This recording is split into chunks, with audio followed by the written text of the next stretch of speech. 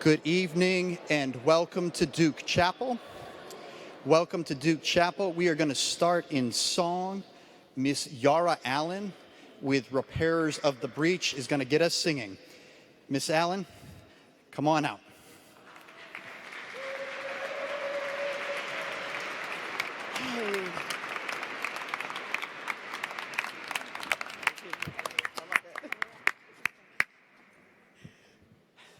Good evening, everybody.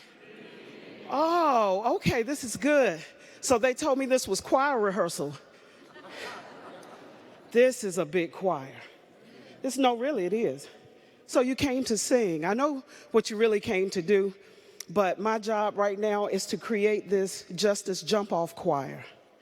Can you all hear me in the back? If the choir members can hear me in the back, raise your hands. Okay. So the first thing, we're just gonna kind of get warmed up a little bit, get ready for the conversation. Is that okay? So if you've ever sang with me, you know that the first thing I have to do is to check the room. And I always have to let you know that I'm not picking on you when I check the room. But I have to know how many altos are in the room. Raise your hands. Okay. How many tenors do we have in the room? Tenors, we're a little short on tenors. How many sopranos do we have? Bass, baritone. Okay. Now, there's a special category for people who did not raise their hands. And I saw you. Don't take it back now. It's called I have no idea. If you're in that category, raise your hand. No, some of the same people raised their hands. I saw you. Okay. If you are one of those voices only in the shower, honest people, I love it. Okay. So here's what we're going to do. We're going to stand together. And the reason that we stand together is because we all stand together. Am I right? And so we have to I can't see you. You all stood and I can't see you and I want to be down there. Okay, so we have to test these voices, all right? Because the acoustics are just a little bit different.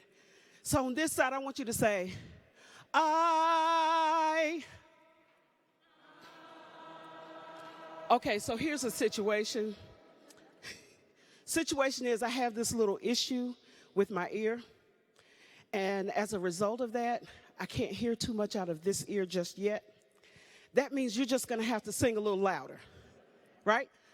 Ah. All right. How did they do? All right, it's so. Y'all got work to do. Ah.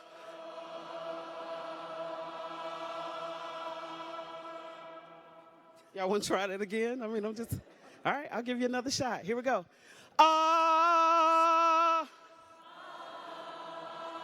Now all together.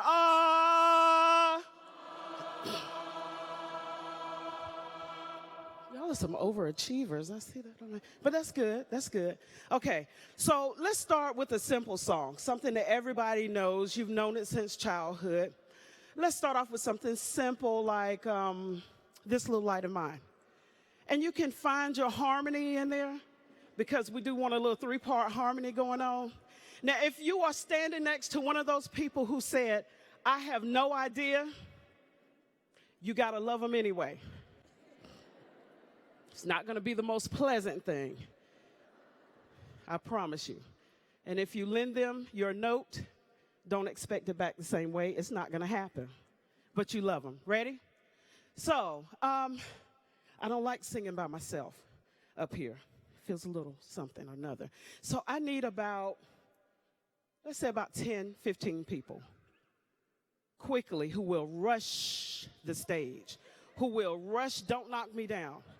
Don't knock me down. Come on, step up here. Step up here. Come on up. All right. Okay. All right.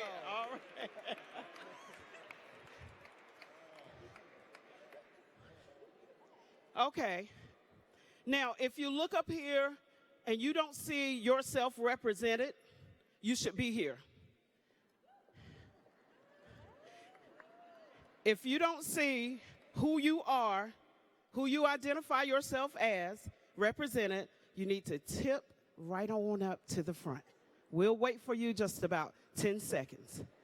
Okay, can you want hum? Do y'all know the hum, dum, dum, dum, bum, bum, dum, dum, dum, dum, dum, dum, dum, ba da da da da da dum, da da da da dum, dum, da dum, dum, dum, dum, dum.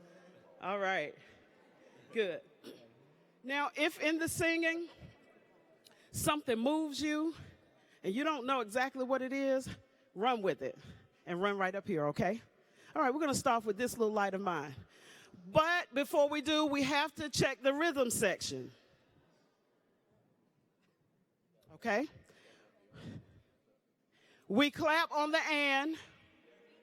1 and 2 and 3 and 4 and 2 and 3 and 4 and now that's good. Now if it's a fast song, we still clap on the and. We're just going to speed it up a little bit. And use your foot, your right foot, for the numbers. 1, 1, and 2. And that's the rhythm section right there. That's all we need. That's it.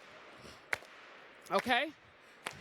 So now, let's get the rhythm section going. Are we ready? This little light of mine, I'm gonna let it shine. This little light of mine, I'm gonna let it shine.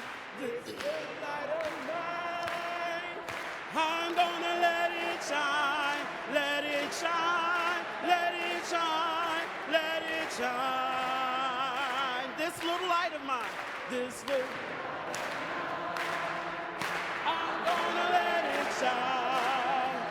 this little light of mine, I'm gonna let it shine. All the way in the back.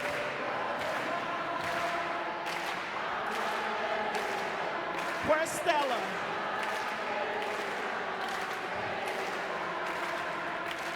All in my neighborhood. In my neighborhood, I'm gonna keep singing, keep singing. All in my neighborhood, all in my neighborhood,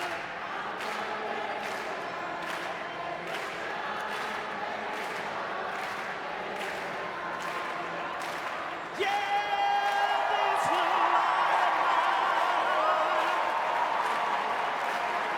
I said this little light of mine.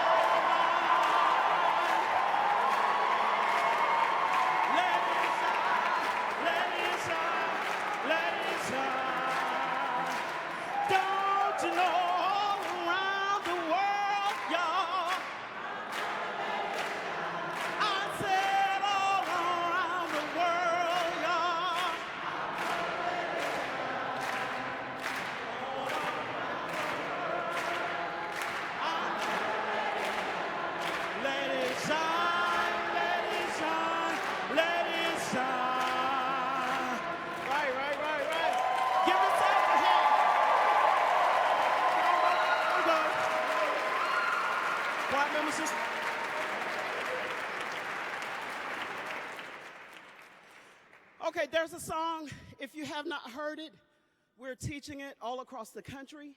We want you to learn this song and sing it often. And it is called Somebody's Hurting My Brother. And it's gone on far too long. And so it's a call and response. I'll call to you, somebody's hurting my brother, and it's gone on. And your response is, far too long. Yes, it's gone on. It's gone on. Somebody's hurting my brother, and it's gone on. And all together, and we won't be silent anymore. Now here is the choir rehearsal version. Oh, somebody's hurting my brother, and it's gone on far too long. Yes, it's gone on far too. Now, right there, you got to go up a half step. Okay, you can't keep just rolling. All right. So on that second one, far too long.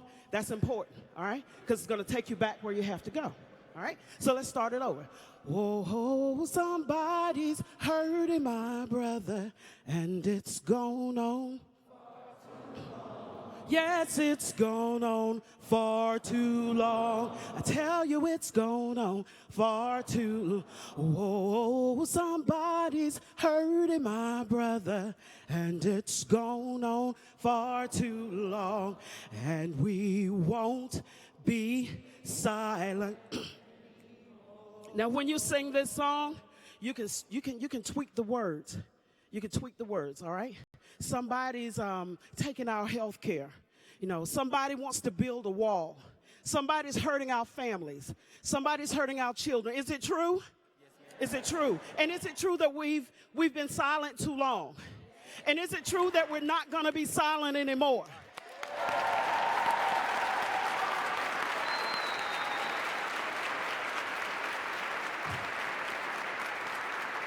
All right, so here we go.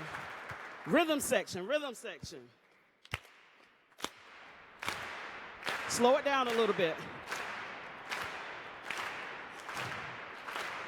Oh, somebody's hurting my brother, and it's gone on far too long. Yes, it's gone on. I tell you, it's gone on. Oh, somebody's hurting my brother, and it's gone on. And we won't be silent anymore. Did you know somebody's hurting my sister, and it's gone on? Yes, it's gone on. I tell you, it's gone on. Yes, somebody's hurting my sister, and it's gone on. And we won't be silent anymore. Did you know somebody's hurting the children, and it's gone on? Yes, it's gone on. I tell you, it's gone on. Yes, somebody's hurting the children, and it's gone on. And we won't be silent anymore. Don't you know somebody wants to build that wall, y'all, and it's gone on. Yes, it's gone on. I tell you, it's gone on. Yes, somebody wants to build that wall, y'all, and it's gone on. And we won't be silent anymore. Don't you know somebody's pausing the water, and it's gone on? Yes, it's gone on. I tell you, it's gone on. Yes, somebody's pausing the water, and it's gone on. And we won't be silent anymore. How about this right here? Y'all know we've been just a little too quiet. You know it's gone on. Yes, it's gone on. I tell you, it's gone on. Yeah, we've been just a little too quiet. You know it's gone on. And we won't be silent anymore. And we won't be silent anymore. We won't be silent. Now stop clapping and just sing. And we won't be silent anymore. And we won't be silent. And we won't be silent anymore. Come on, let me hear you. Keep raising your voices. and we won't be silent anymore. And we won't all together, and we won't be silent anymore.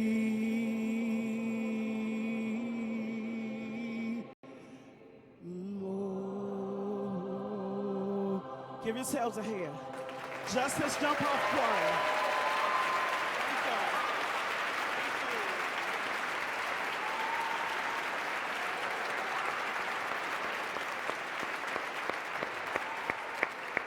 All right.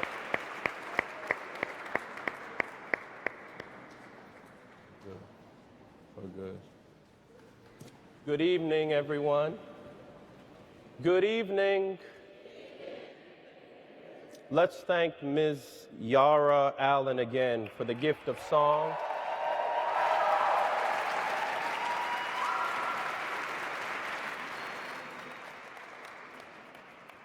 As many of you know, music was the soul of the civil rights movement. W.E.B. Du Bois calls music the soul of black folks.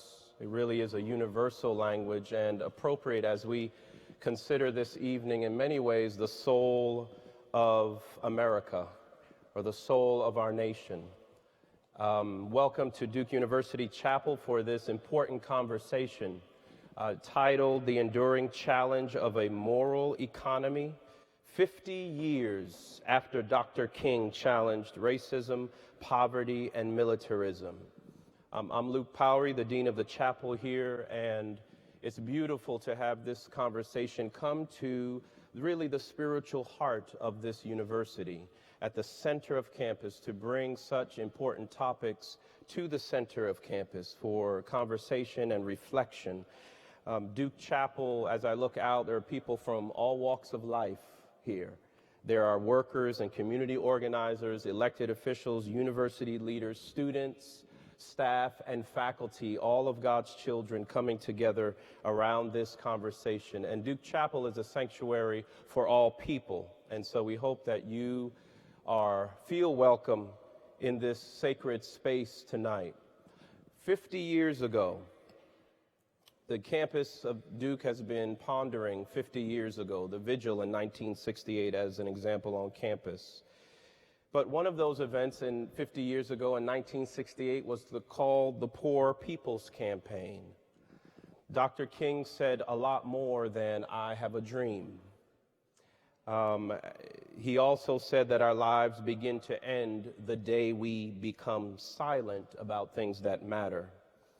And so in his Poor People's Campaign from 1968, he organized with others out of this Christian conviction around the issues of racial equity, economic justice, and peace among nations. All of these issues were interrelated for him, all matters of faith for him. And so 50 years later, here we are having the opportunity to bring together the insights of a preacher and a politician about the present day work toward a just moral economy.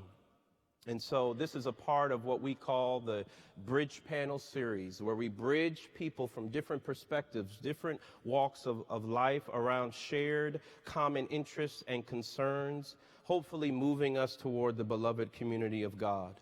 If you remember, this conversation was scheduled for January, which was going to be a part of the university's King Commemoration Week. And since we had to shift that, maybe it's even appropriate that here we are in the month of April, which is the month 50 years ago when Dr. King was assassinated, that we can think about the relevance in some ways of these same issues that still haunt us. And so I want to first say thank you to all of our sponsors, co-sponsors tonight, Duke's Divinity School, the Sanford School of Public Policy, and the Office for Institutional Equity. Thank you for all of your support and collaboration around this. If you've been to a bridge panel before, there will be a time for the audience to ask questions.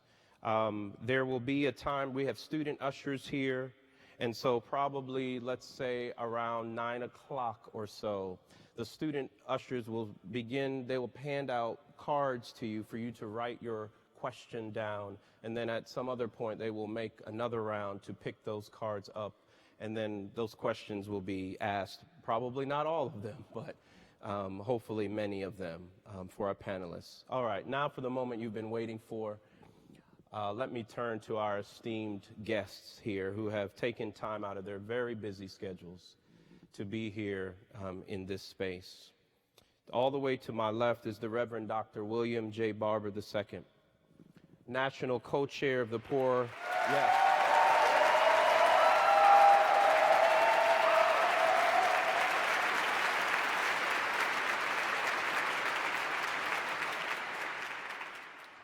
He is a national co-chair of the Poor People's Campaign, a national call for moral revival.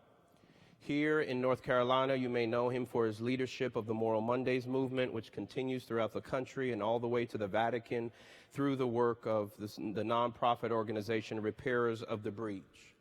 Dr. Barber is also a graduate of Duke's Divinity School and has been back to campus a number of times as a keynote speaker as well as a preacher in that very pulpit. So it's great to have him here back in his alma mater. Also with us this evening is someone you might recognize, the Senator Bernie Sanders.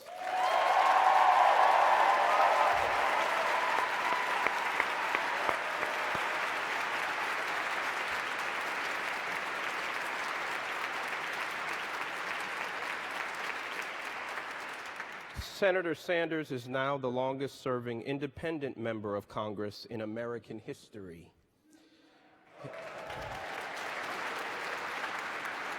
His 2016 campaign for the Democratic presidential nomination had a focus on issues of economic equality, including universal health care, free tuition at public universities, and a $15 per hour minimum wage.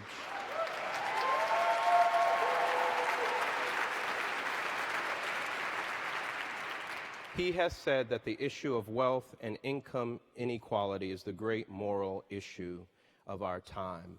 Please, let's welcome both of our guests one more time.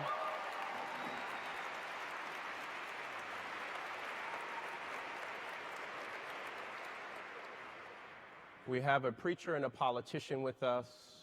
That means they both preach, and so, but I will get a first question in to begin this conversation. Yeah, really? You think that will be your last question? Who knows? Both of you are public figures, and at times public figures can become almost non-human objects receiving cheers and jeers. And this is a humanizing question in many ways. It's a question about how your biography is linked to your understanding of a moral economy. What is it in your life history, your family background, education experiences that has led you to your current moral convictions? Well, that is a very important question for me, and I will give you the answer. I grew up in a family that was not terribly poor. There was never a question of whether or not we had enough to eat. But we grew up in Brooklyn, New York, in a rent-controlled 3.5-room apartment. And the fact that our family struggled economically, and my parents lived with a lot of tension because what my mother wanted to see never really happened. Her dream in life was to own a home of her own. Never happened. And the problems that not having enough money caused my family is something that I have never forgotten. And then on top of that, my father came to this country from Poland at the age of 17, a Jewish young man fleeing incredible poverty in his community, fleeing anti-Semitism, and came to this country, which was so important for him that despite the fact the family never had a lot of money, he was the proudest American that anyone ever saw because it gave him the freedom to do things that he had never dreamed of that would have been possible from where he came from. So those combination of factors, the economic struggle that my family went through, which is multiplied by millions of families all over this country, is something that I have never forgotten and certainly influences my work every single day. Thank you. Well, thank you, first of all, Dr. Powery, and thank all of you for having us here tonight. And I'm so thankful to be here with Senator Sanders, whose candidacy for the president, and I don't think I've told you this, Bernie, I think about it similar, a little bit like Justice Harlan out of Kentucky, who was the great dissenter in the 1800s. He was the judge, the Supreme Court judge was the only dissenter on the, when they overturned the Civil Rights Act of 1875, after someone was selected president but did not get the popular vote. That's another story that happened in 1877. So I'm not talking about right now. And Justice Harlan was the great dissenter on Plessy versus Ferguson. But it was his dissent and his writings and his speeches that began to shift the narrative politically and force this nation to deal with some things. And so, Senator Sanders, I first want to thank you for the amplifying so much of the voice of the people. And I think we deserve to give him a break.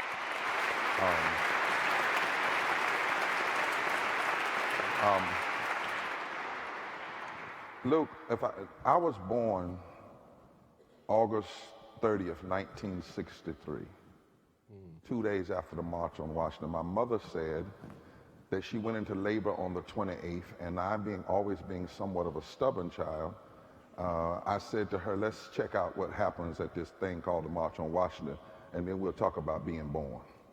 And so I was born 2 days after the March on Washington. 15 days before 4 girls were blown up in a Birmingham church on a Sunday morning. I was born after the killing of Medgar Evers.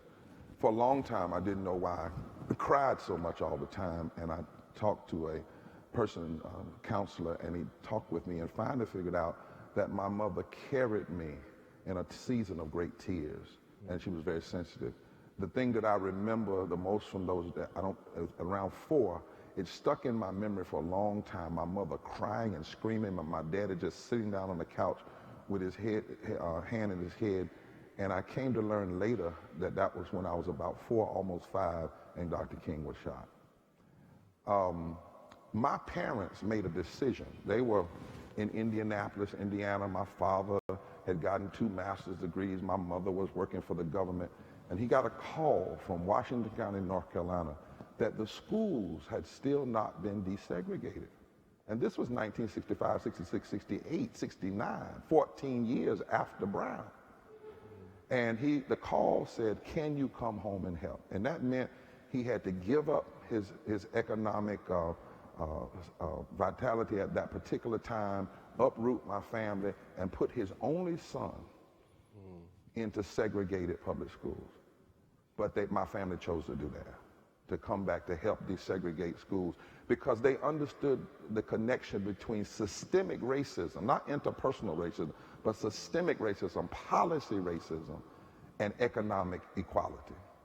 And you couldn't have one without having the other, dealing with one without dealing with the other. My father helped workers in Eastern North Carolina get wages, black workers who were being paid less than white workers at places like the warehouse and Georgia Pacific down in eastern part of North Carolina. So in my home, it was always stuff going on. And my father carried me everywhere, and I listened at what was going on and how they were organizing. Lastly, I come from a family of 500 years of preaching on my father's side and 300 years of preaching on my mama's side. So I didn't want to have nothing to do with preaching. I went to North Carolina Central to go to law school. I never meant to come to Duke to go to divinity school, but in some ways was tracked down. But the one thing about that legacy, to both of you, is I was taught there was no separation between Jesus and justice. And any attempt to separate the two was heresy. Any attempt to try to have some privatized religion over here that didn't care about economic and injustice and racial injustice over here was empire religion. It was not the religion of Christ. And then diversity, Luke, what makes me so hard about fusion, we got to get black and white and brown and red and yellow and gay and straight and young and old people together. We have to find language that's not so puny that it separates us on the front end. Why is that? Because I'm the result of fusion. I'm part Tuscarora Indian, part black, and part white. All of that runs through my DNA. And I didn't turn out too bad. So fusion works. But not only does it work in terms of how a family can be, it will work for this nation, and that's what kind of drives me autobiographically. Thank you. You know, the title tonight is, it says a moral economy. Right? Can you say something, both of you, about what is a moral economy and what makes it moral? And this fusion, then, why is the intersection so important? Race, poverty, militarism, and obviously there are others. Why are the intersections critical? Well, I think when we talk about a moral economy, we talk about justice, and we talk about the gross immorality of 3 people in this country owning more wealth than the bottom half of the American people.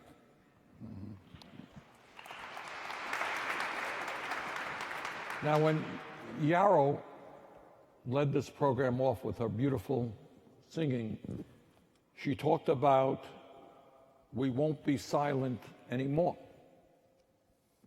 And the major way, and I know Reverend Barber talks about this all of the time, the way we bring about change is having the courage to talk about reality that you may not see on a TV, and you surely will not hear discussed in the United States Congress.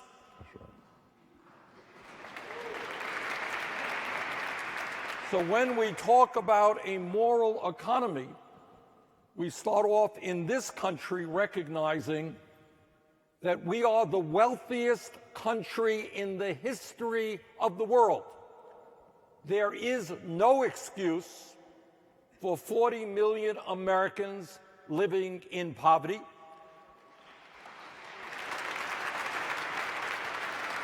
No excuse for 30 million Americans having no health insurance, and many more who are underinsured and can't afford to go to a doctor. No excuse for hundreds of thousands of bright young people unable to go to college because their families lack the necessary income.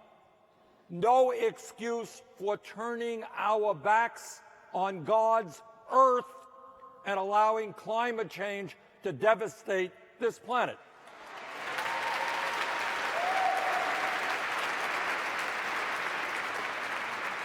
On all of those issues,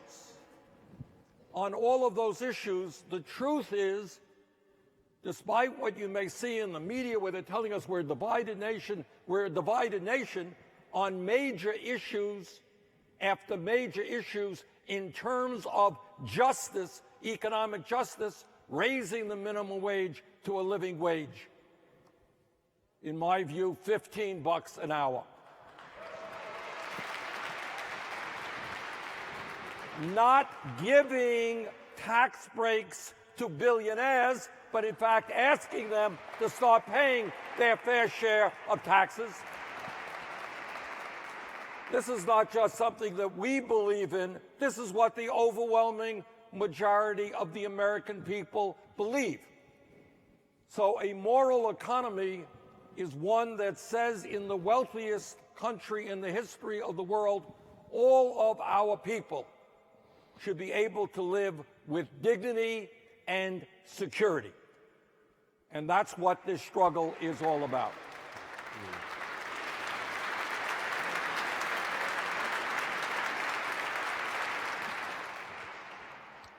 Dignity and security. I want to quote a little text because morality can be, for some people, it's kind of nebulous out there. But we as a country and people of faith have some documents that guide the framing of morality. And as Senator Sanders and I were talking in the back, it's amazing when you hear people talk about what he just said and they call that radical somehow or left. I hate that left-right stuff. I think he's got a left hand and a right hand. I've got a left hand and a right hand. Who told you you were on the left and the people doing wrong were on the right? I mean, who came up with this language that actually limits us, you know? So let me quote a text.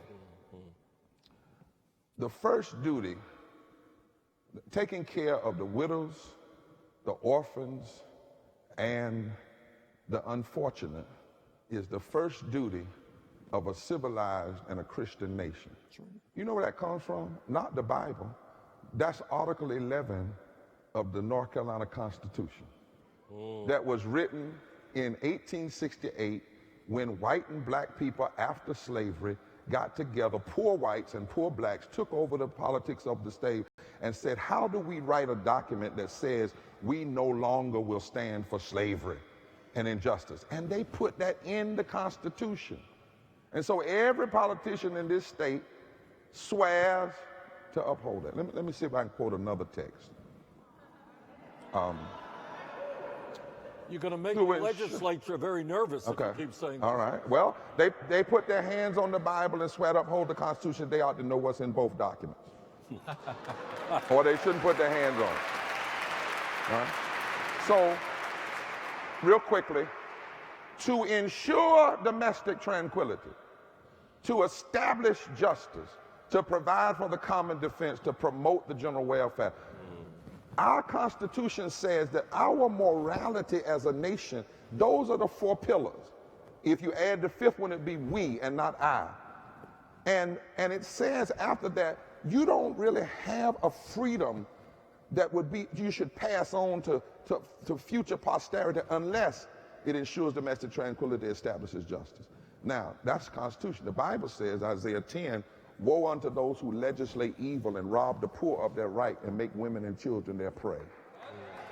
The Bible says in Luke chapter 4, the first sermon Jesus gave, he said, you must preach good news to the poor. And the word poor there is patokos, comes from a Greek word which means those who have been made poor by economic exploitation.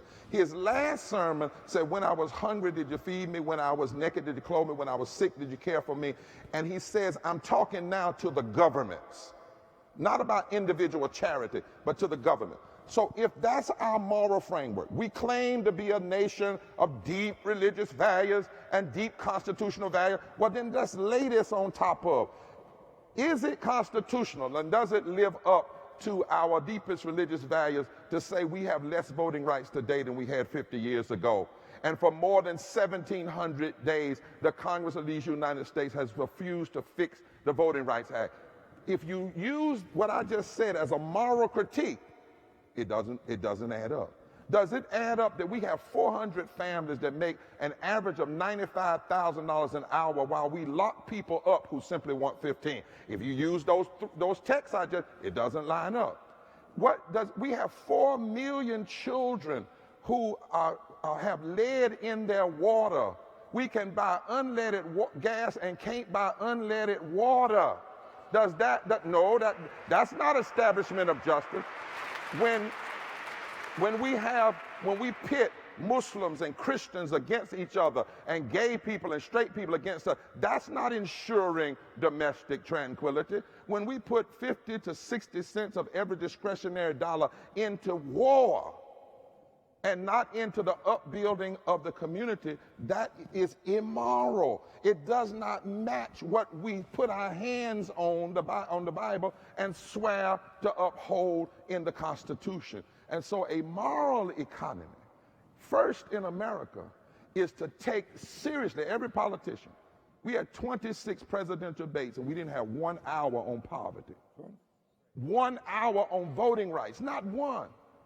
And when you look at systemic racism as it looked at through the lens of voting suppression, systemic poverty, ecological devastation, a war economy, and the false moral narrative of Christian nationalism, we have to say in this moment, if we love America, if we love this democracy, if we love the moral framework of the Constitution and the Bibles, whether it be the Quran or the Holy Bible that we put our hands on when politicians swear themselves into office, then we have to change our domestic policy agenda or stop lying. You can't have it both ways.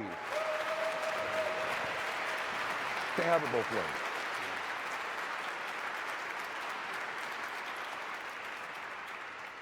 I mean, where do you see what are the obstructions to this moral economy? What gets in the way of any progress or seemingly any progress?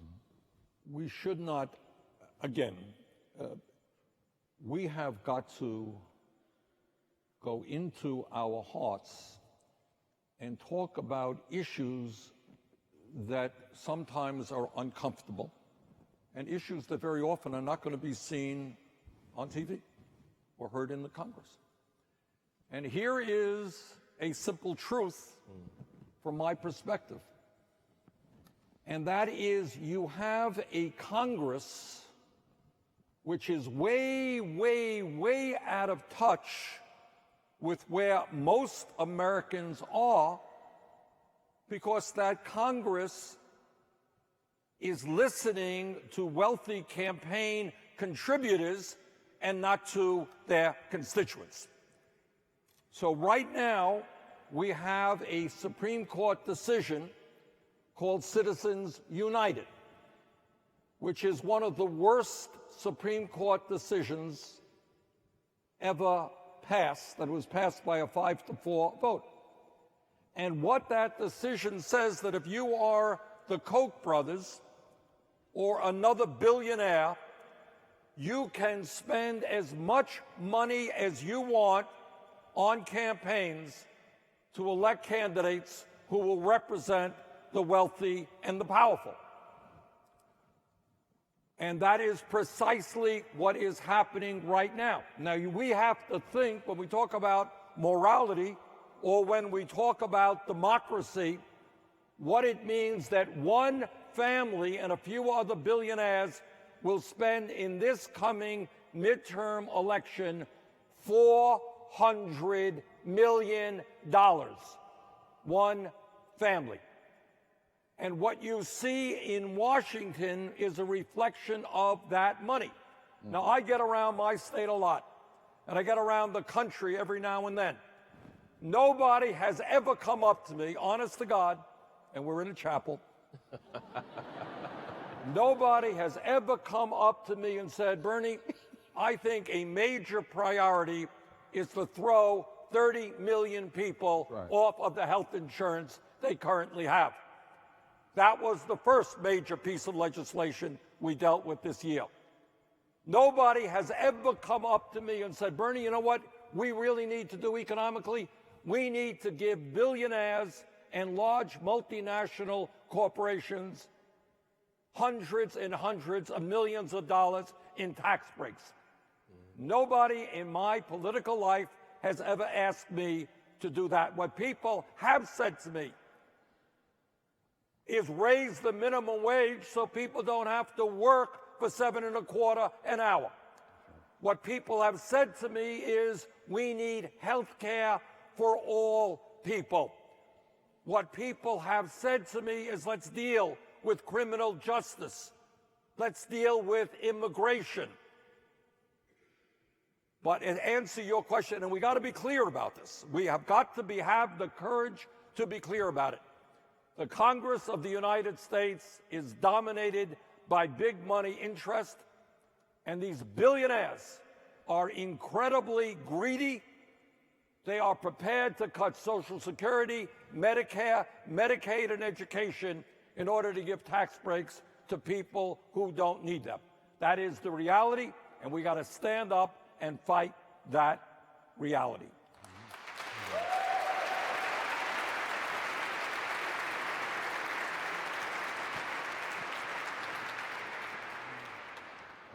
Senator Sanders, and I think that one of the things we have to be as the people is understand the moment we're in. And this is not normal political moment. We're in the third Reconstruction of America. America went through a first Reconstruction in the 1800s, and it was undermined by some of the same types policies: attack on voting rights, cutting taxes, filling the courts with extremists, selecting a president without electing a president. If you read from 1868 to 1896, you see almost a lining up of some of the same thing. And at that time, the group that undermined the Reconstruction was called the Redemption Movement. They claimed to be very religious, but they were very irreligious. Then we have the Civil Rights Movement, a second Reconstruction of America. That's why Dr. King said 5 score years ago, what he was saying was, we thought we had done this 100 years ago. Now we're back doing it. And remember, the March on Washington wasn't about kumbaya and race. It was about job and justice. And then right in the middle, as Dr. King began to prepare the Poor People's Campaign with Jews and welfare mothers, you got Al McShirley sitting over there, who was an original member of the Poor People's Campaign that Dr. King invited because of his work in Eastern Kentucky. And Dr. King said, if we don't bring together black poor people and black working class people, because sometimes people say working class and it's a code word for white. Black working class people and white working class people, black poor people and white poor people, brown poor people, brown working class people, labor rights workers together in a movement. And so as he was doing that, the Southern Strategy began. And the Southern Strategy said, we've got to find a way to keep these people from coming together. And so what we're going to do is we're not going to talk racist like George Wallace. We're going to come up with code words for racism to split white poor workers and poor whites from their natural allies, black and brown people, which has always been a goal in this democracy by the aristocracy. And the goal was, we're not going to talk race, we're going to talk about tax cuts. We're going to talk about entitlement reform. We're going to talk about states' rights and gun rights and forced busing.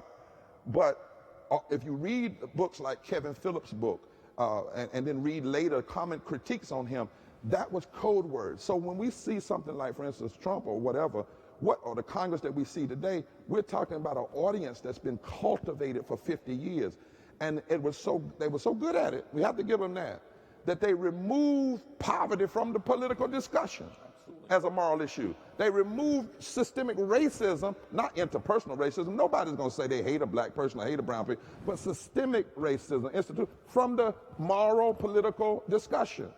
And so one of the first things I believe is a hindrance is that in this moment, we have to see that some things we see now are the signs of a moral malady. One person is not our problem. It's the narrative.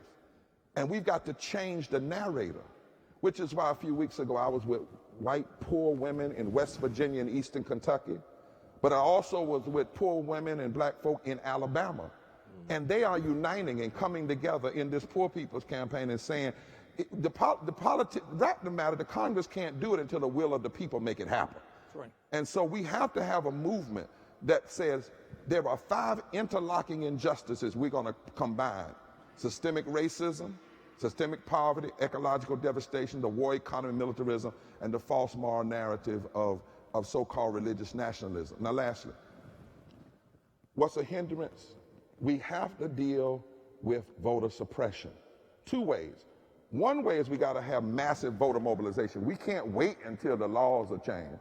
So we got to have massive voter mobilization, but we have to teach people in many of the places, southern places particularly, and help them understand. Do you understand that when people use racialized voter tactics, gerrymandering, cutting same-day registration, photo ID, those are racist tactics. But when they get in office, they pass bills that hurt mostly white people. We've got to unpack that.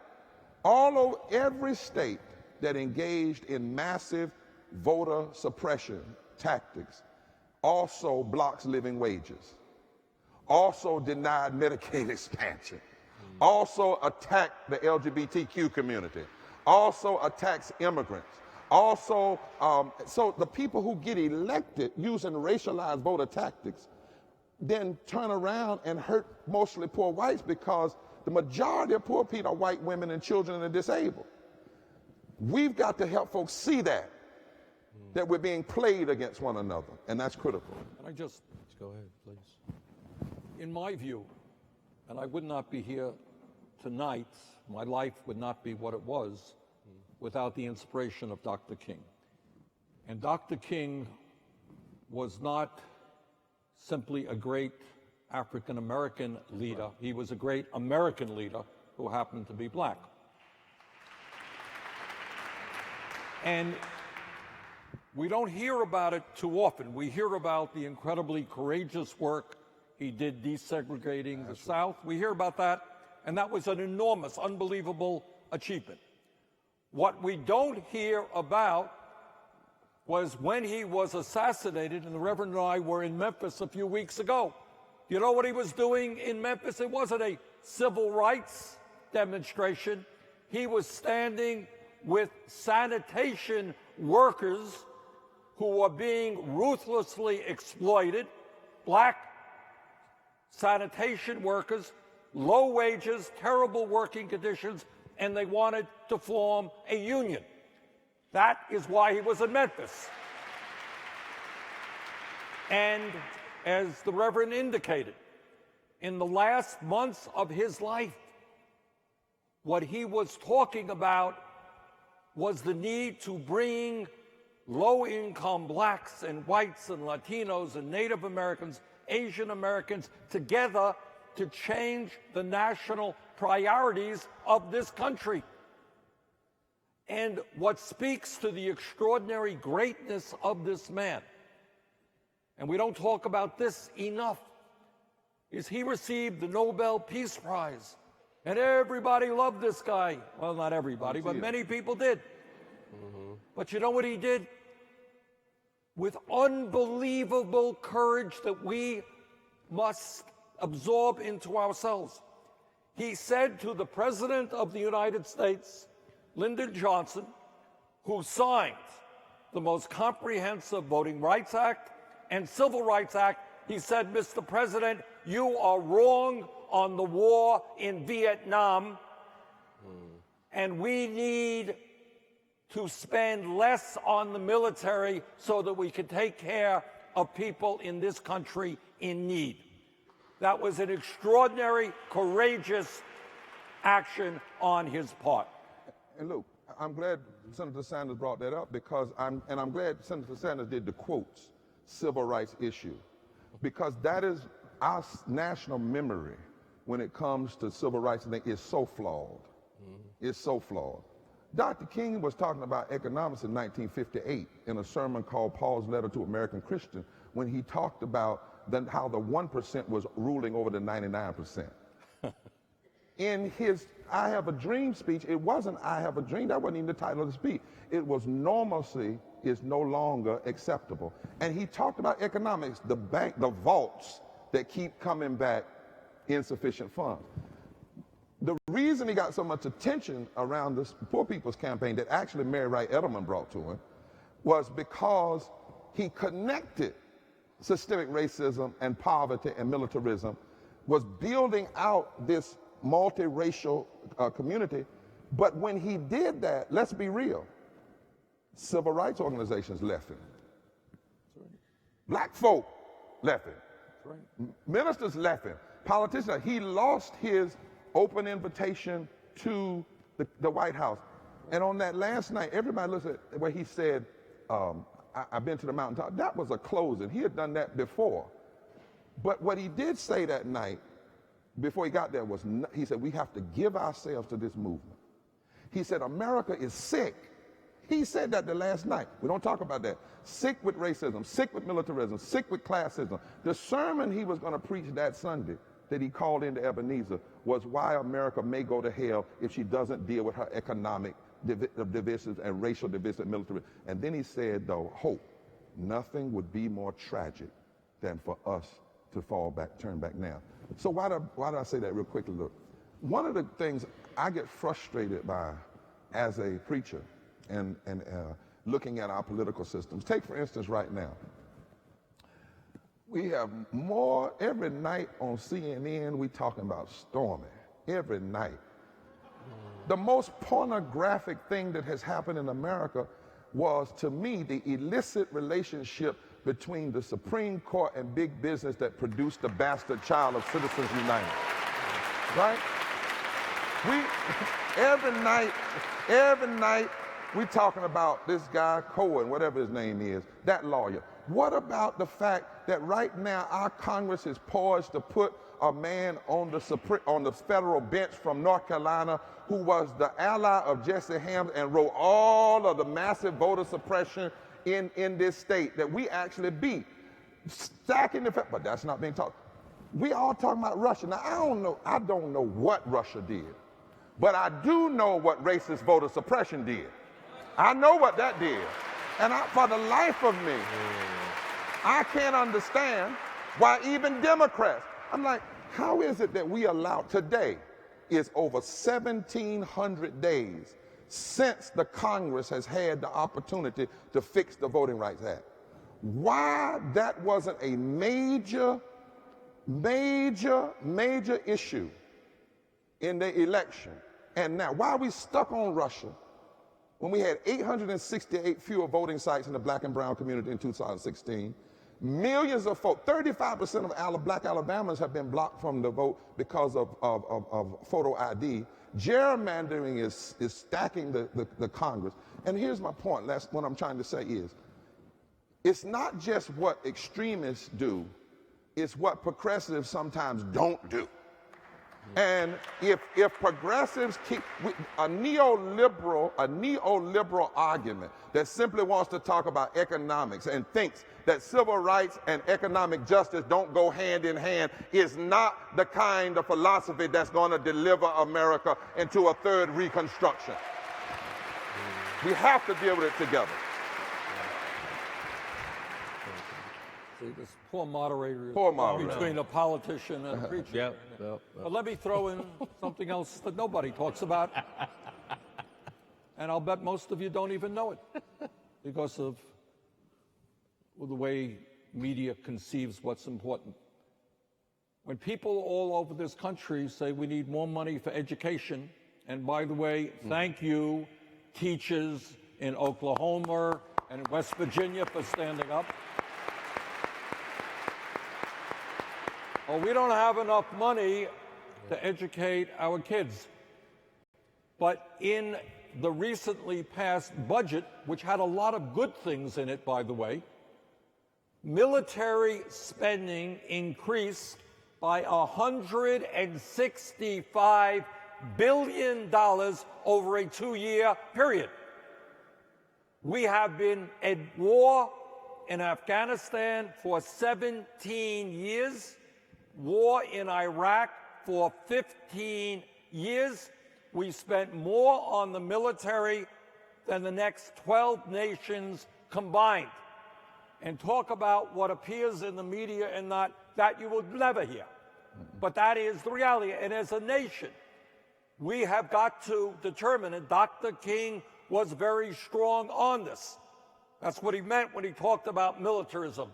Do we want to be engaged in never-ending war and take the resources of this country, which can be used for the children and the elderly and the poor? Do we want to put that into nuclear weapons, or do we want to rebuild this country so that justice prevails for all? That is the issue we must address. Yeah.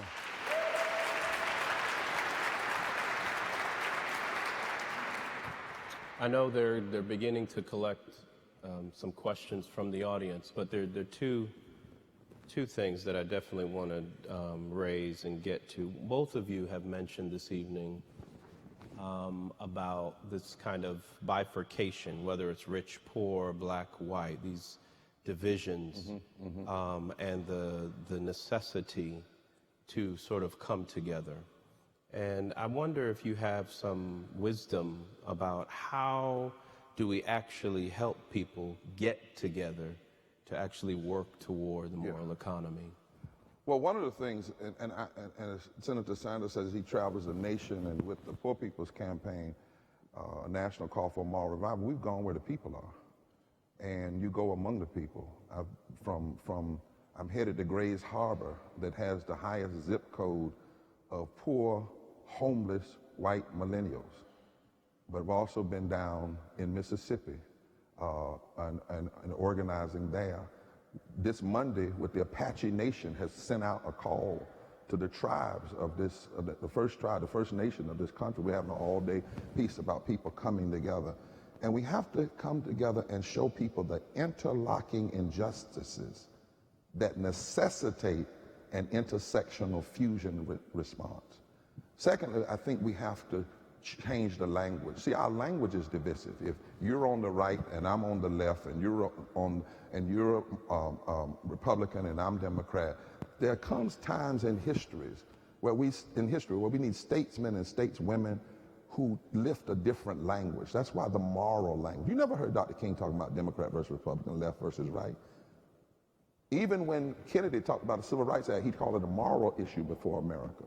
Teddy Roosevelt in 1912 talked about moral issues, education. He was talking about health care in 1912, long before Obama, Bernie, or any of us. But it was a moral issue. Francis Perkins, who was with Franklin Roosevelt, talked about the moral issue of living wages and welfare and Social Security. So we have to change the language. We cannot keep using the language of the talking heads, because language can be extraordinarily divisive. Thirdly, we have to decide in this country if we're going to deal with violence. Now, what do I mean by violence? We had these I was talking to some students the other day. They met with me in D.C. who were part of the big march against gun violence. But these students came to talk to me and said, because they said they are clear that violence is not just what happened in Florida or in our schools, as horrendous as that is. They came to talk to me and talked about joining up with the Poor People's Campaign because they know that nearly 200,000 people die every year from low wealth. That's violence. Harvard said some years ago that for every 1 million people, every 500,000 people denied Medicaid expansion, 2,800 people die.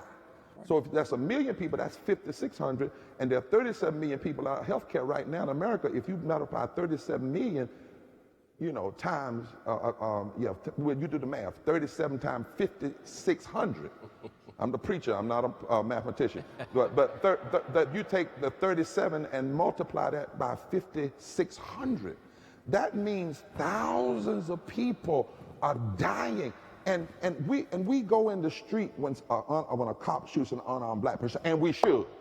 We march by the thousands when we should. But what about these people that are dying in corners and in crevices and in shadows not because God called them home, but because of policy? And then we have to challenge this notion where preachers cover up the immorality of politicians in policy, and they will go in and pray and consecrate politicians while those same politicians are praying, P-R-E-Y-I-N-G, on the poor and the broken and the hurting among us. We have to challenge that.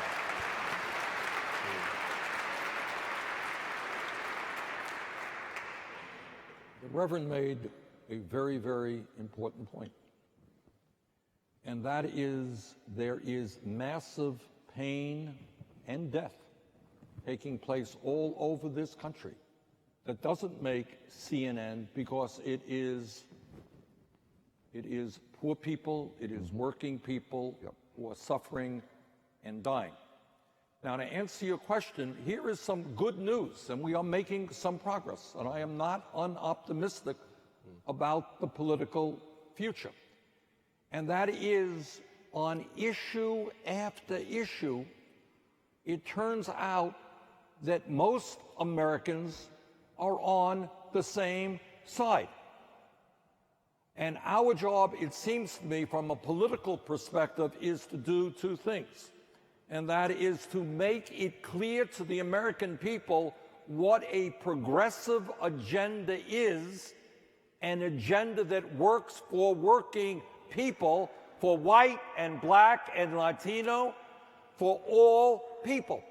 And when you lay that agenda out, it turns out that the vast majority of people are in support. In America today, a fairly strong majority of Americans believe that health care is a right, not a privilege.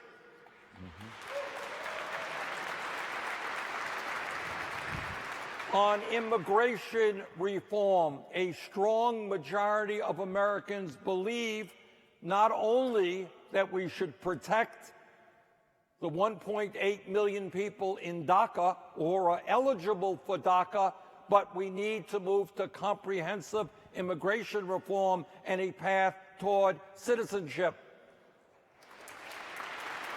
The vast majority of Americans understand that our criminal justice system is racist and it is broken.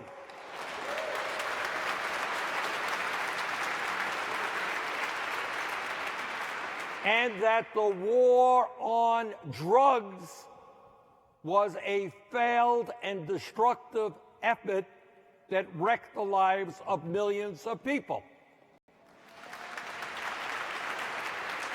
So what you are seeing today in state after state, people are saying, and state governments are moving in that direction, we're tired of locking up people, for example, or giving criminal records to somebody because they possess marijuana at a time when half of the country has used marijuana. So half of the answer to the Dean's question is bringing forth a progressive agenda that makes sense to the vast majority of the people. The second part of that agenda is also what Dr. King and what Reverend Barber teach us, is we can have all the wonderful ideas out there. They don't mean anything unless you and tens of millions of other Americans are prepared to mobilize, stand up, and fight back.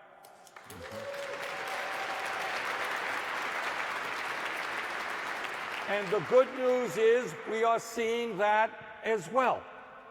So it is fighting for a progressive agenda, having the courage, and I know it's difficult, to take on a billionaire class whose greed is destroying this country, mobilize people around a humane agenda, and when we do that, we're going to make this country look very, very different than it is today. Luke, Yes, sir. this before. I want to just step back to this moment of reconstruction, because whenever there's a reconstruction moment, Dr. King called it a kairos moment, there's always a remnant that has to stand up to pull other people in. You know, I know in times like these, people tend to think you don't have a movement unless you got 500,000 people in the street. And sometimes we need to resist that, because a lobbyist is one person and they get what they want.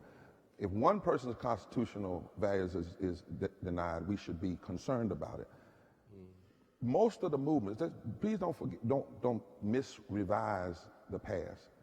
Birmingham started with about 50-some people. The first Moral Monday was 17 people. Now it grew to thousands, but it was 17 people that had been, and there was others who had been working together for years. So three things that I think we have to do. We have to decide that we are working to save the heart and soul of the democracy, not any party. The heart and soul, the party will be okay, if we can get the heart and soul of democracy in the right way. I knew I wasn't going to get too many hand claps on that, but that's all right. And because we're not just in a party moment. Even the party we like has got to be stirred up. If we don't have a will of the people, some people could get elected in this resistance, and then as soon as they get elected, fall right back into the same old pattern. I'm not talking about leaving parties. I'm talking about having a movement. When Dr. King once and A. Philip Randolph were told by two presidents, go out and make me do it. That's what Roosevelt told A. Philip Randolph. That's what Johnson told King. Secondly, I think we have to have a moral movement in our deepest moral and religious values that puts a face on the facts. A lot of the things I'm doing now, look, we're trying to make sure if we're talking about poor people, they're here, they're in the voice. Like the students at this campus right now that are fighting for 15 on Duke's campus.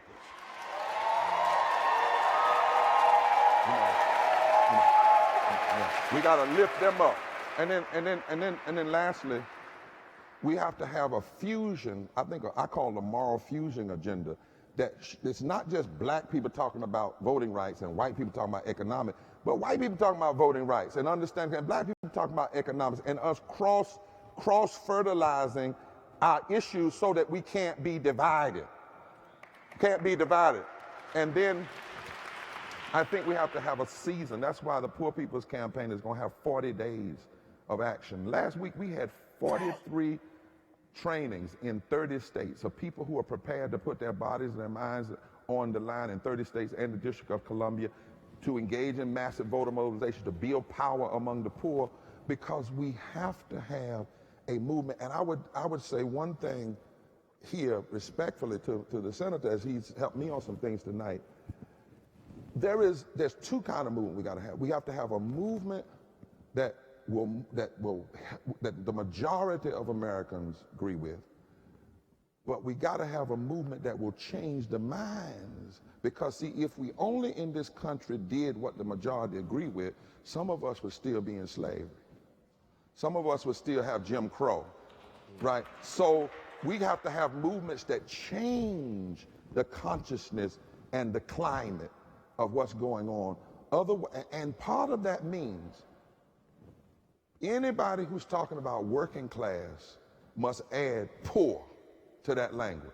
If we cannot say the word poor, because there are not 40 million poor people, there are 140 million people who are in some way poor or working poor, and we must not just talk about working class, we must talk about the poor and the working class, and demand that nobody be left out of the narrative.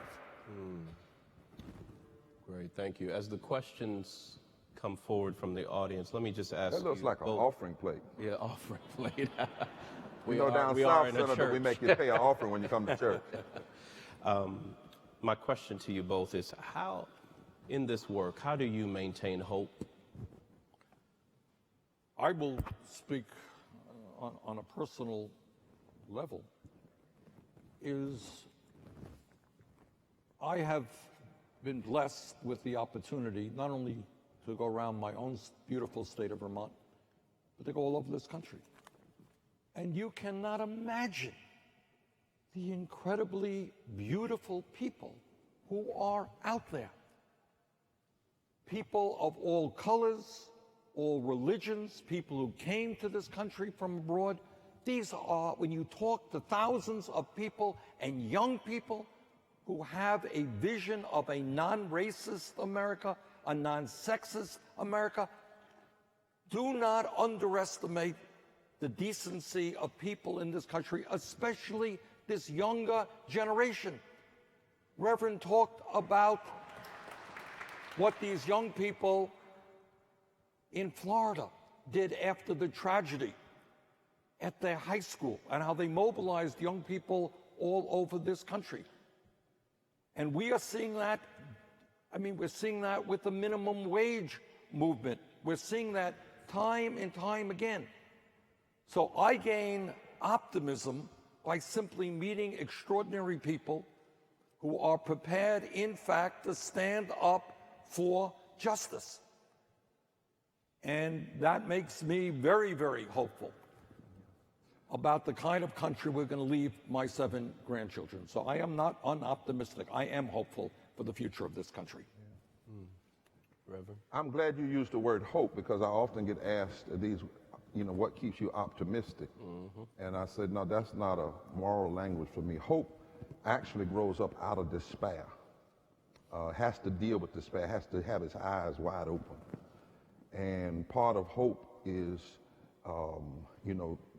developing moral imagination that is willing to question the normal narrative, the normative narrative, and just the ability to question that narrative while that narrative is still strong is a sign of hope, because it means that I'm not limited to what I see in front of me. If I can have a moral imagination, then we can have some moral implementation. And what gives me hope is that mother down in El Paso that I met, that I was there today. She challenged the border security, and we walked in the middle of the Rio Grande River so she could touch her husband that she had not seen for 16 years, who had been kicked out of this country, and her children. Or the young woman in Seattle that came to one of our mass meetings, who stood up, Senator Sanders, and said, I'm joining the Poor People's Campaign because I'm a white redneck. And I said, wait a minute, hold on. She said, no, let me talk. She said, I'm telling you who I am. I'm homeless. She said, and I am the white trash that these rich Americans forgot to burn. She said, and I'm going to hook up with black folk and do this. Or the mother in Alabama who went through depression because her daughter died in her arm, named Dina, a daughter named Dina, because Alabama refused to expand Medicaid. And the governor and the legislator down there were so harsh, they refused to expand Medicaid, used racial reasons for doing it, but the majority of the people that got hurt were white. But this mother, her child died in her arm, and she's crying with tears in her ears, in her eyes. She said, I'm out of depression now, and I'm ready to fight. Or the veteran, the brother who's a veteran, who fought in the wars, who's against militarism. Not somebody who's never fought, but a person who's fought. Or Ezekiel, who's the young boy who is the father of a preacher in sanctuary, a little boy. Or the Fight for 15, when I see them in all their diversity, willing to take the streets. My mama, who one day said to me when she saw the Supreme Court roll back voting rights, she looked at me one day, Senator Sanders, she's 84 years old, still working at the school she desegregated. And she looked at me and she said, she started crying. She said, I never thought I'd have a child 50 years ago that would still be fighting for voting rights. And then she stopped crying and looked at me and said, but you better fight. She said, you better fight. Or my daughter, who had hydrocephalus and was operated, interestingly enough, on Ben Carson, who wrote him and challenged him to say, why do you want your patients to die?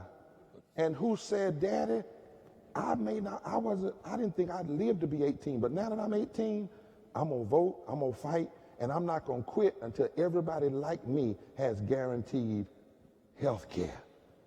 Those are the stories that constantly feed my hope. Thank you.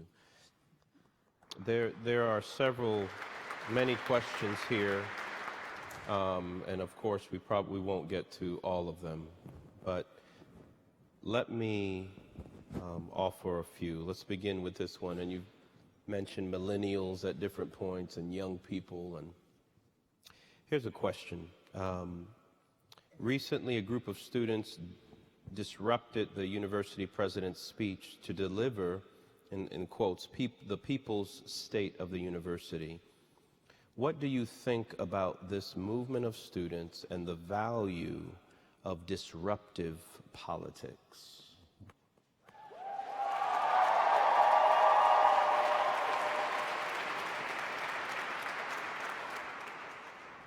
Well, disruptive politics is quite biblical.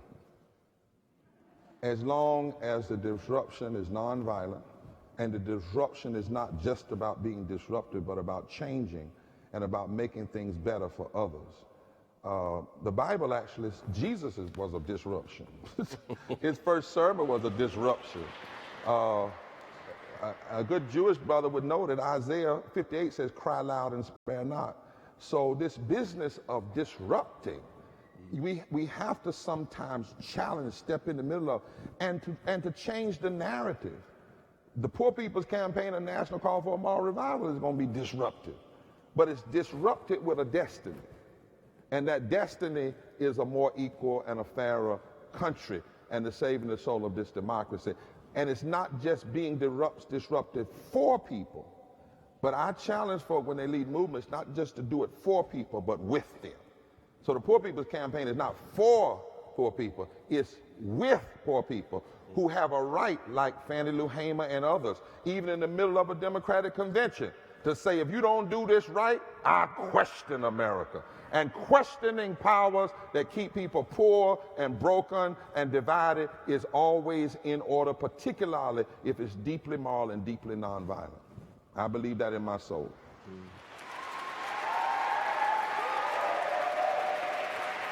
You know,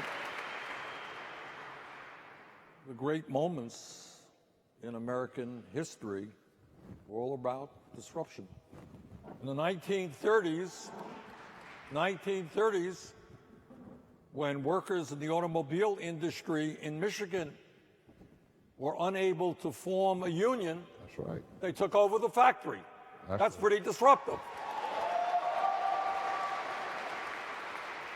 When young African Americans couldn't get a cup of coffee at Woolworth's right. in the South, they sat in. That's disruptive.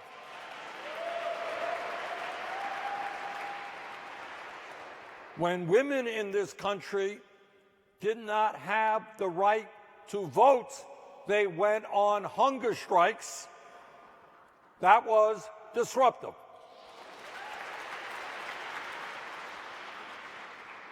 So our job is to make it clear to people that in a democracy, we have the rights to create a new country with a new vision. And one of the impediments that we have is that we have been told over and over again, you can't do it. Right. You can't do it. What makes you think that we can have health care for all people in this country? You're nuts. Can't be done. What makes you think that we could have tuition-free public colleges or universities? What makes you think that we can end racism in the United States? You're thinking too big. And our job is to rethink the limitations that are placed on our minds about what we can accomplish.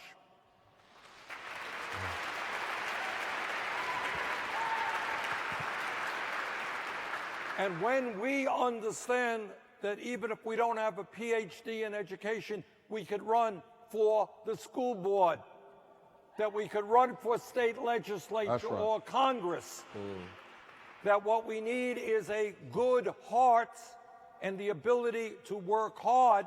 When we understand that reality, we are going to transform that country, because millions of people are going to step over that hurdle. And that is what we've got to do. Luke. Yes, sir. You know, Bernie Sanders is being quite prophetic, because I was taught at Duke, that's the three things that prophets do when they challenge. They challenge the injustice, they announce the pain that's going to be caused if you keep on doing the injustice, and they were always disruptive announcements, but then they also give the people hope. Because when people don't believe that change is possible, and one thing that has happened to us with this instant news and always seeing things is that I heard somebody the other day say, we've never seen anything like this before in America. I said, what?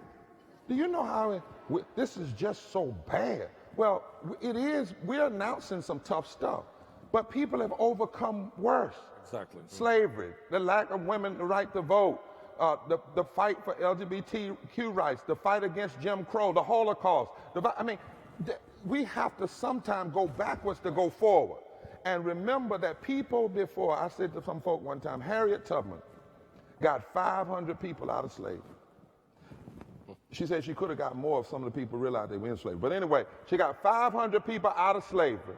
She didn't have a cell phone, she didn't have Twitter, she didn't have email, she didn't have Google, she didn't have YouTube. All she had was a made-up mind, a heart for justice, moss on the north side of the tree, the North Star in the sky. Now, she did carry a .38.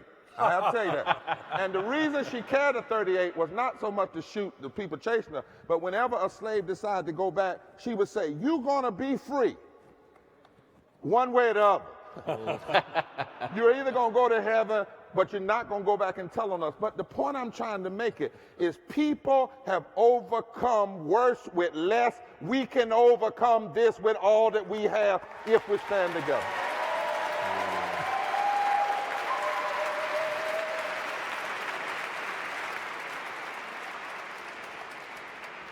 Couple more questions here.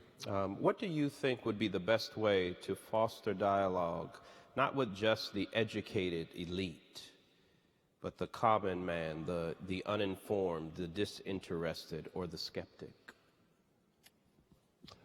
Well, I think what we have found is going to those places.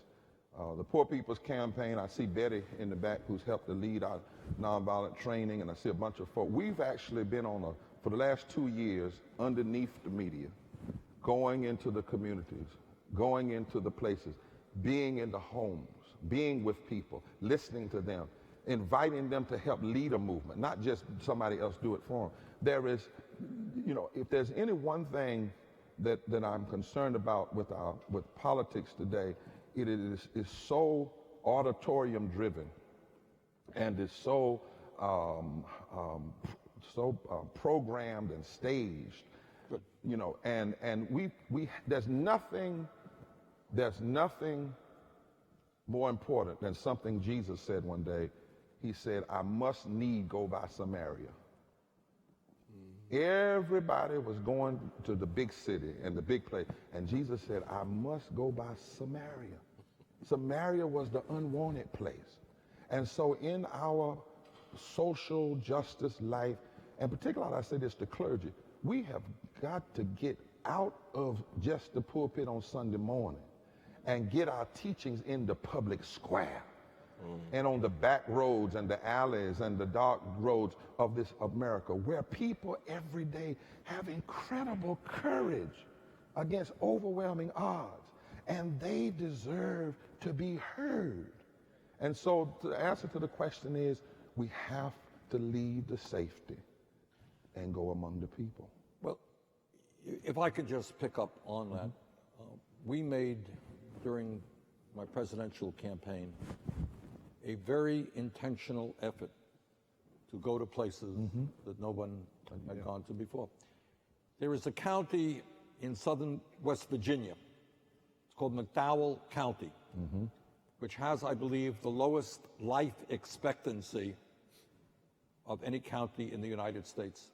It's 20 years lower in terms of life expectancy than wealthy counties a few hours away. Massive levels of opioid addiction, unemployment, lack of education. And we went to McDowell County quite intentionally to hear from those people. We went to the Pine Ridge Native American Reservation. Do you know what the life expectancy is in Pine Ridge? It is below 50 years. It is the equivalent of a poor third world country, and the voices and the pain of the Native American people are very, very rarely heard. We went to high rises. That's right.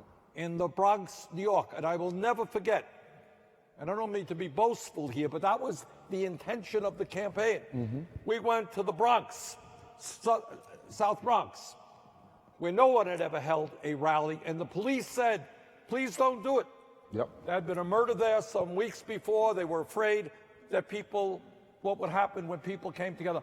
If my memory is correct, we had 18,000 people out in the South Bronx in a totally peaceful rally. Point is, you gotta go to where the people are. You gotta hear their pain.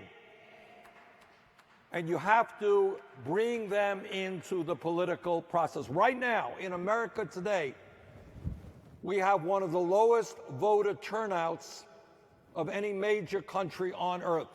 4 years ago, 37% of the American people voted. because people have given up. They don't see anybody, or very few people, That's right.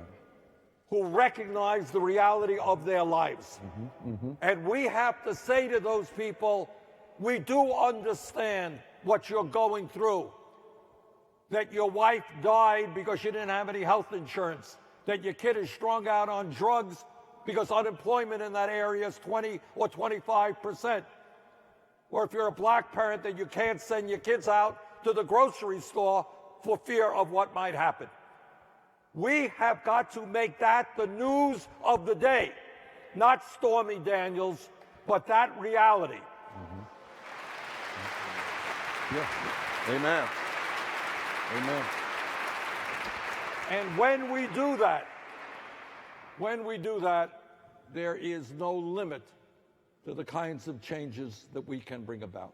And I think, Luke, I see the media here, and you know, you all have been beat up a lot by certain people of this, but you have such a powerful role to not allow the tweets to determine your stories. It is, you know, it really is, it's kind of a military tactic, diversion.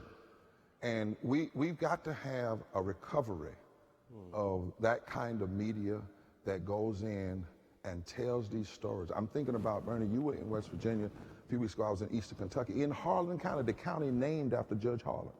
Now, I had heard certain people on TV talk about helping the coal miners and so on and so. So I went to meet with the coal miners, black and white coal miners. My granddad was a coal miner in West Virginia, so I went to meet with them, found out what really happened was, first of all, the coal miners had a solid union. Right. Then a company bought the coal mine, a big of Arca, I think it was, and politicians allowed them to close it down for a year without grandfathering the unions back in and reopen it without the unions. You don't hear that. It should be heard. And you don't hear that a lot of these coal miners, they want retraining. They want new kinds of jobs. They're not just interested in somebody, quote, saving the coal mine. They just want retraining and new jobs and using technology, all those things. And while we were there, one of them died in the mine. And I said, why did that happen? They said, well, you hear all this talk about deregulation of safety. This is what happens. Now, it's one thing for us to go.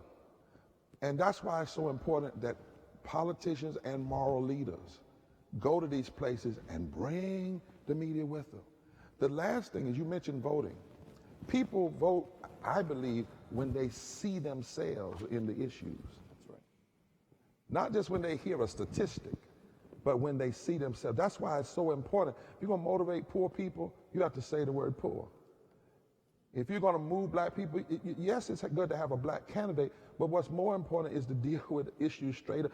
I tell you what, let a group of politicians say, we're going to make the restoration of the Voting Rights Act a full upfront political issue. We're going to fight to end racist gerrymandering. We're going to implement automatic registration to vote at 18 years of age. We're going to fight for early voting in every state and same-day registration. And watch if you don't have a massive turnout of African Americans and brown folk.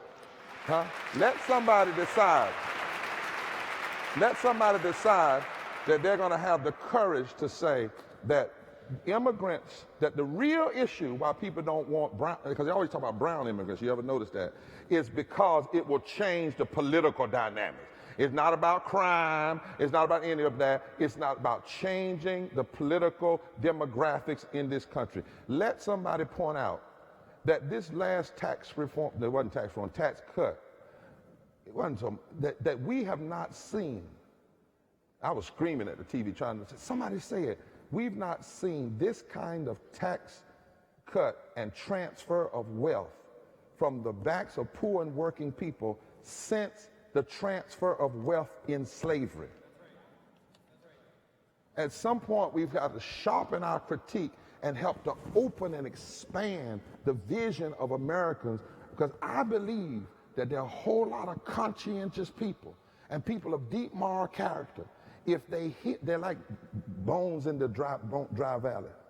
But bones can hear And if they can hear, and that's what's so powerful about your candidacy and others, if they can hear that sound and hear themselves, we're going to see a massive turnout, not just because of one person that they're angry with, because they want to see a fundamental redirection of the nation. And let me just add to that, the interconnectedness of things. Sometimes, well, criminal justice system is broken, system is racist, we have too many people in jail. That's one issue. But let me connect it to the political process. I didn't know this, I must confess, until a few months ago. In the state of Florida, 20% of African Americans are ineligible to vote because they have felony convictions. 20% in a state which is a toss-up state. So you have a criminal justice system which not only wrecks people's lives, but takes away their democratic rights to change their state and their country. How outrageous is that? That's right. Yeah. And it speaks, I know we're talking over the moderator, but Senator, that speaks to it to give hope to the power that people who are progressive, people who want to see this country have. See, I was taught, I'm going to confess this on TV, I'm sorry, but I used to hustle a little pool in college. I wasn't always a preacher. I used to hustle a little pool. And what you do in pool, when you hustle somebody, you cheat. I mean, that's really what you're cheating. They don't know that you're cheating. And so if people have to cheat to win, think about what folk had to do to win. They had to do voter suppression, racist gerrymandering, felony disenfranchisement, get billions of pornographic sums of money put into the political process, go to Russia, we think. It had to do all that to win. That is not a sign of your weakness. Progressives, those of you who believe in transformational justice, transformational power, that actually is a sign of your strength, because it says that they are afraid of a room like this. Look around this room, black, brown, Native American, gay, straight, everybody's in here. And when everybody is in here, is at the polls and in the streets and demanding change and running for office, we can see a fundamental transformation of this country.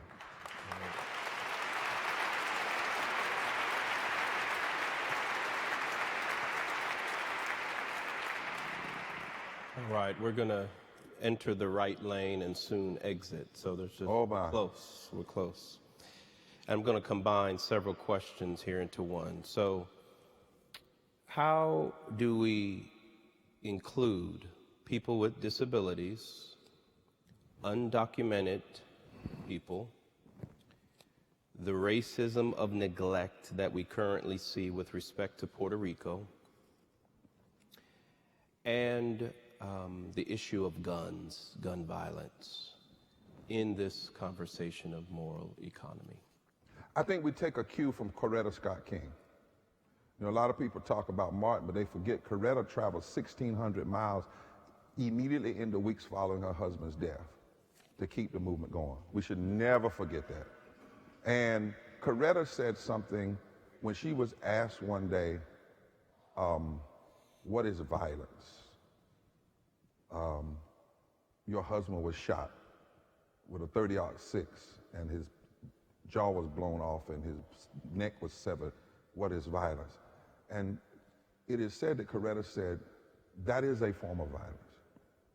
But she said violence is also denying people's culture. Violence is denying people access to public education and college. Violence is denying the disabled. Violence is not paying people living their right fair wages. Violence is not giving workers rights. And she went down a list of things. And then she ended by saying, and there's one more form of violence, and that is an apathetic attitude that refuses to address all these other forms of violence. So I don't mean to be terse about the answer, but we have to include it. And we have to show the interlocking and the intersectionality of it. So for instance, on the Poor People's Campaign, on that first Monday when we have actions in 30 states and the District of Columbia on the day after Mother's Day, Monday after Mother's Day, the theme for that week is we won't be silent anymore. Children in poverty, women in poverty, and the disabled. It's an intentional connection, right? That we're connecting our grievances, our protests. We're having a nonviolent confrontation with these systems, but we're also lifting up an agenda of hope. So whoever wrote that question, we just have to, we cannot survive in our silos. We have to work sometimes in silos, but if we don't see the same people that vote against voting rights, vote against living wages. The same people that vote against living wages vote against health care. Same people that vote against health care vote against more programs for the disabled. The same people that do that vote against, most of the time, the LGBT community and immigration reform. If they are cynical enough to be together, we must be smart enough and courageous enough to come together. It's just that simple.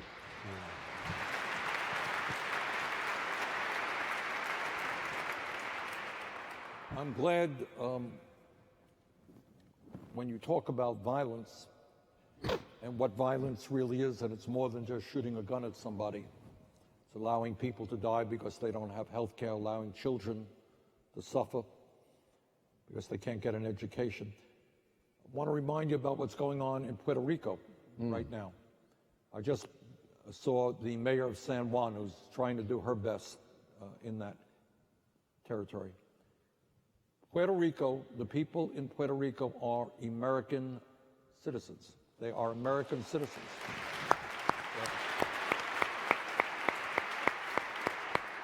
And in very large numbers, actually, they have fought and died in America's wars. That's right. Now, here you have the wealthiest country in the history of the world, and in Puerto Rico today, we still have tens of thousands of people who still do not have electricity. Now, if there was a major storm or a hurricane in a wealthy community in America, do you think it would take 6 months to get the electricity turned on? I don't think so. Recently, we're having and picking up what the Reverend was saying. What the goal of the Trump administration is about. It's not just these terrible public policies, health care and education and tax breaks for billionaires. The worst thing that he is attempting to do is to try to divide us up based on the color of our skin, our religion, where we came from. And when we think about all of the suffering that has gone on in this country in terms of racism and sexism and homophobia, and we have a president trying to divide us up, our message to him is we as a nation have suffered too much. We are not going back to bigotry. We're going forward and we're coming together. That is got to be our message.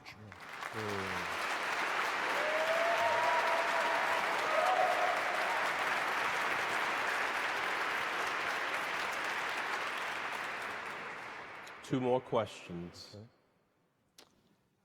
This question is, what is something the press gets wrong about you?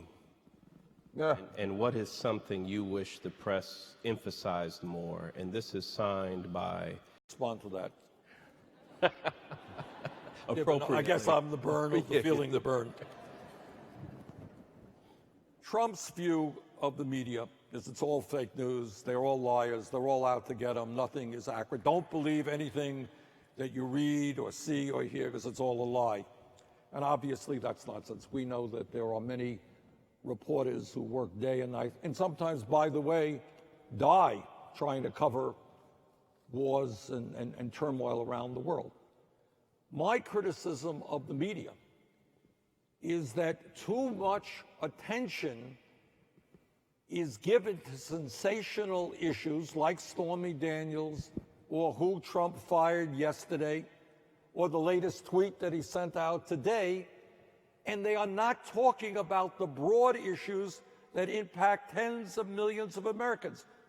For the last 40 years, the middle class of this country has been in decline, and we've seen a massive growth in income and wealth inequality. Very rarely do you see that story talked about in the media. We are the only major country on earth not to guarantee health care to all people as a right. You don't see that story on the media. Climate change is wrecking, doing devastating harm to this country and around the world. Very rarely do you see that story.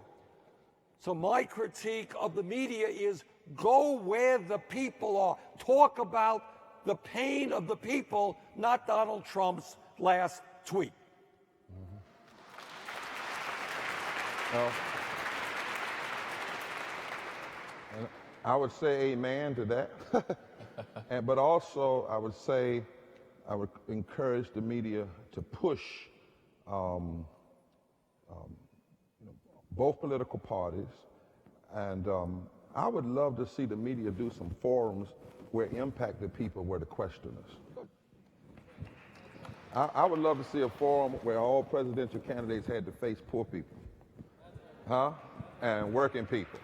I think we've got to, if you're going to change the narrative, you've got to change the narrator sometimes, and amplify these voices. The other piece I would also, and I don't know about the media, about saying anything about me. I mean,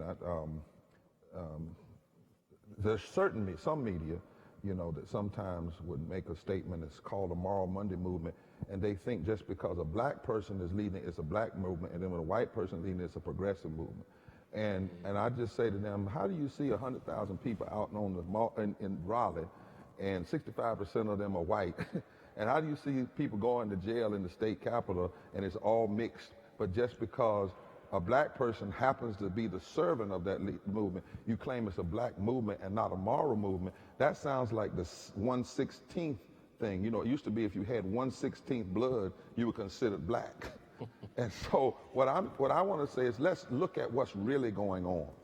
But I want to go to one other point that was mentioned, because I agree. We have a saying down here, forward together. And what part of that means is that we recognize, you know, we know this is not the first time America has struggled with racism in the White House. 100 years before Bannon was there, Woodrow Wilson played Birth of a Nation to his staff. And Birth of a Nation was written by a man from North Carolina, a state senator, a Baptist. He wrote it, he lived in Shelby, North Carolina. So anybody that says, Lord, there's so much racism, and you don't know American history. But we also have to be careful that, and I think Senator Sanders has said, and others have said it, that we don't equate good time before Trump, that somehow things were all right, because the Voting Rights Act was gutted in 2013. Since 2010, 23 states passed voter suppression laws. If I'm not mistaken, Democrats blocked the jobs bill that came up. So we have to be honest with ourselves that we don't necessarily, our hope is not just BT before Trump. That's not our hope. And so part of it is to say we had come some ways, but there's a book out now by Jean Theo-Harris where she talks about the mistelling of civil rights history.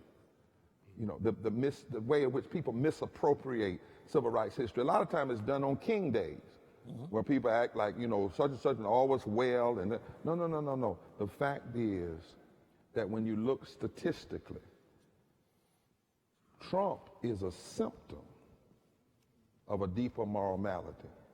He used a constituency that had been cultivated 50 years. But here's the hope.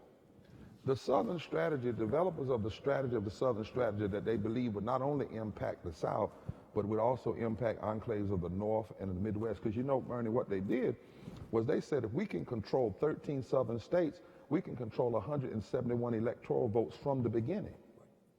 which means we only need 99 electoral votes from the other 37 states. That was the plan. But they couldn't do it unless they split black and white people and brown people apart from one another who needed to be allies. But this is what you should know.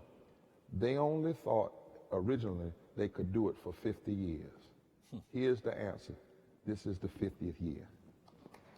Which means that, and I often say about the election of President Obama, it wasn't so much about him as an individual. What scared the extremists was not even President Obama. It was when electorates came together in Florida, South Carolina, North Carolina, and Virginia and exposed the breaking of the Southern strategy, exposed that you can get black and white and brown people together in the South and in other places around. What this recent stuff has done is tried to go backwards and stop that. But what they're really trying to do is stop a future that ultimately cannot be stopped. It's like in South Africa when they used to say, only a dying mule kicks the hardest. So the hope is, my friends, we are the generation, and more so you are the generation that can break the stranglehold of the Southern strategy on the politics of America and open up a fresh, progressive, transformative movement. But you got to believe this. Every progressive policy today that we hold dear was seen impossible 100 years ago. And then a few people said, we're going to believe, and we're going to fight for what we believe. And let me just add to that.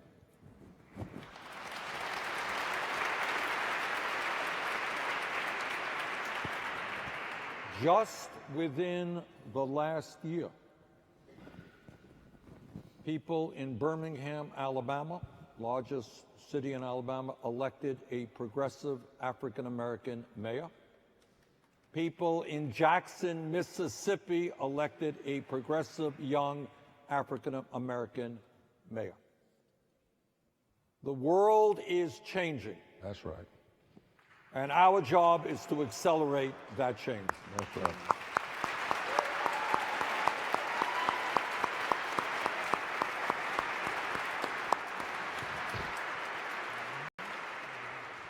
You both have a final word. We're going to bring it back to Dr. King, where we began. His last book is Where Do We Go From Here? Chaos or Community? And we know that he wrote a letter really to the church, to white ministers from the Birmingham jail. And so this question is, what would Dr. King's letter be to us today? Well, look, I first of all, let me thank all of you all for coming tonight. I have to believe that Dr. King would still be saying that there's a need for some maladjusted people. He said that in that letter to Birmingham. People who are never adjusted to injustice, who never become comfortable and okay with oppression. I have to believe he would still say we have to deal with racism, militarism, and poverty, and remind us that we may not fix those things in every generation, but in every generation somebody has to work on them. I believe he would add ecological devastation and challenging this false moral narrative of religious nationalism that says if you're against gay people, if you're against abortion, if you're for prayer in the school, if you're for tax cuts, and if you're for gun rights, then those are the moral issues. I think Dr. King would say no. The deep moral issues of faith and of our Constitution are justice and love and truth and caring for the general welfare of people and lifting people up.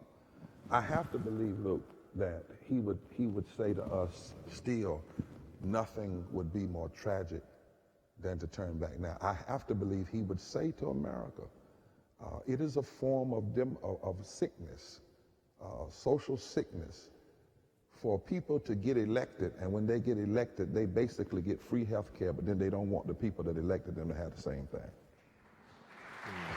I mean, we pay for the health care of every senator, every congressperson. I think he would fundamentally say that it's a form of sickness to know that 43.5% of your population is either poor or working poor, and yet it is not a major discussion on the social consciousness of the country.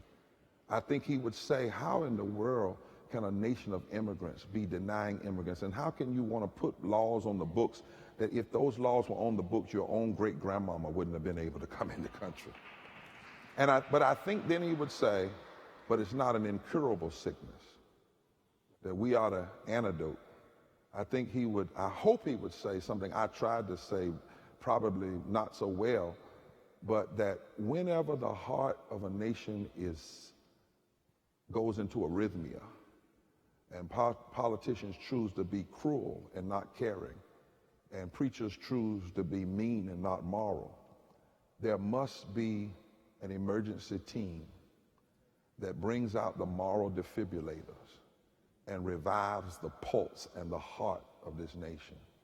I think that Dr. King would want us to remember what he said. I might not get there with you, but you, as a people, not just a black people, but as a people, will get there together. And I really believe, finally, that we have to decide that there's a reason why all of us are alive together in this moment. And that not only is the future depending on us, but the present is calling us. And if we answer the call, history will write that we didn't turn back, and we didn't give up, and we didn't stand down, but history will record that there was a generation that pushed America into a third Reconstruction and helped it become a little bit closer to that promise of being a more perfect nation. I'm willing to try that.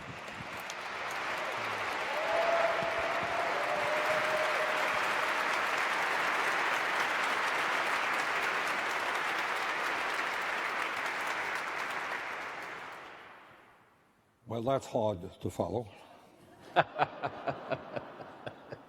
I think that we have to remember what an extraordinary person King was and the incredible courage that he showed. And I think if there is a lesson to be learned from that, is that we may not be as courageous as King, we may not be as good organizers as Dr. King, as smart as Dr. King. But what he said over and over, and we heard about it tonight, is you can't sit back and just complain. Right. You have got to jump into the arena. And once you start jumping into that arena, it is amazing how quickly things change. What the establishment, economic and political, wants you to believe is that change is impossible, that you are impotent, that you have no power. But what we have seen in the last several decades, whether it was just a few months ago with these young people from Parkland, they stood up and the legislature in Florida had to listen to them because they were morally right and they were mobilizing people. And what Dr. King said is that we are a common humanity, not black, not white, not Latino, in a difficult moment in history, American history. He said, take a look at what is happening in Vietnam, what we are doing to people of color in Vietnam, an unpopular position at that moment. So I believe what his mission was about was understanding that we share a common humanity, that we all want good things for our kids, for the planet, and that the only way we go forward is we overcome these ugly barriers that history has placed in front of us because of the color of our skin, or the country we came from, or our sexual orientation, or our religion. We are a common humanity, and when we stand together, we can do beautiful things for our country and for the world.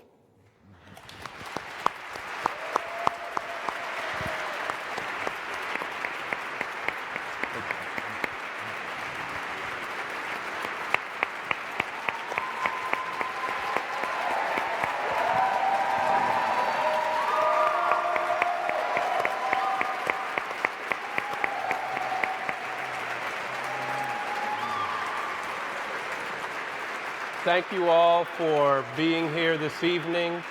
You can find more about Senator Bernie Sanders at his website, berniesanders.com. For Reverend Dr. Barber on breachrepairers.org. More about the chapel and the pews. Beautiful, John. First, I want to say thanks to all of those who made this evening possible, to set up the table, to pour the water, to run the sound, everyone that made this possible. We thank you.